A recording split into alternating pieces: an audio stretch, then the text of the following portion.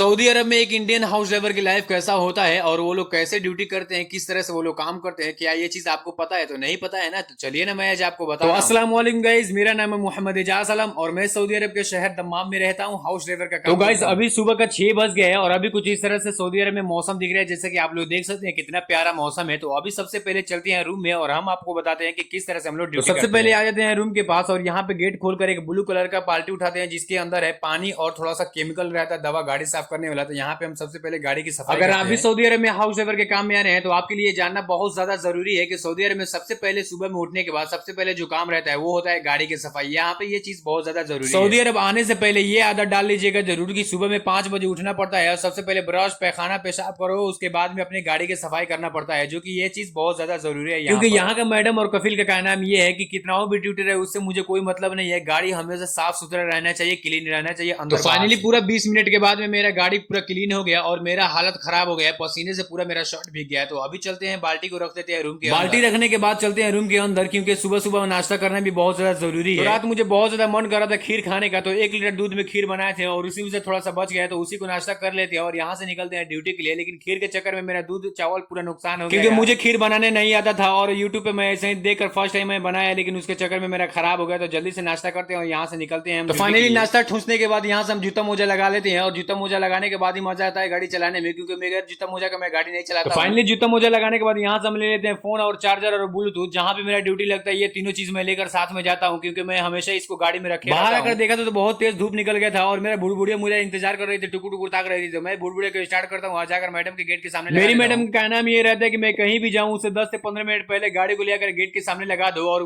गाड़ी की एसी चालू करके यहीं पे रहो, क्योंकि मैं आऊँ तो गाड़ी गर्म नहीं रहना चाहिए, गाड़ी ठंडा ठंडा रहना चाहिए। मैडम के फरमान को मानते हुए मैं अपने गाड़ी को लेकर लगा देता हूँ मैडम के गेट के सामने और यहाँ पे मैं गाड़ी लगाकर गाड़ी की एसी चालू करके यहाँ पे मुझे वेटिंग करना है 10 से 15 मिनट तक और मैडम का इंतजार करना है। फाइनली कुछ देर गाड़ी चलाने के बाद मैडम के साथ साथ बच्चों को भी लेकर आ जाते हैं मदरसा में। और ये है सऊदी अरब का मदरसा, जो कि आप लोग देख सकते हैं यहाँ पर सिक्योरिटी गार्ड है और कुछ इसी तरह से मदरसा है और इसी मदरसे में हम रोजाना आते हैं बच्चों को लेकर मदरसा में। तो मुझे यहाँ पे करना है 5 से 10 मिनट तक इंतजार, क्योंकि मैडम अपने बच्चों को लेकर गई है मदरसा में अंदर छोड़ने के लिए और मैं नहीं जाता हूँ, मैडम जाती है अंदर छोड़ने के लिए। तो मुझे यहाँ पे करना है 5 से 10 मिनट तक इंतजार। फाइनली बच्चों को मदरसा छोड़ने के बाद मैं आ जाता हूँ मैडम को लेकर जिम के ऑफिस में और ये है जिम का ऑफिस, जो कि मेरे रूम से 20 किलोमीटर पड़ता है। इसी जिम के ऑफिस में मेरी मैडम रोजाना आती है जिम करने के लिए और डेली का मेरा रूटीन यही है। बहुत सारे लोग मेरे पूछते हैं कि एजाज भाई आपका ज्यादा ड्यूटी नहीं है क्या? तो दोस्तों मैं आपको बता दूं कि मेरे घर में सच में ज्यादा ड्यूटी नहीं है, सिर्फ बच्चों को मदरसा छोड़ना है और मैडम को लेकर आना है ऑफिस में यहाँ पर जिम कराने के लिए। उसके बाद में मैं लेकर चला जाता हूँ रूम पे।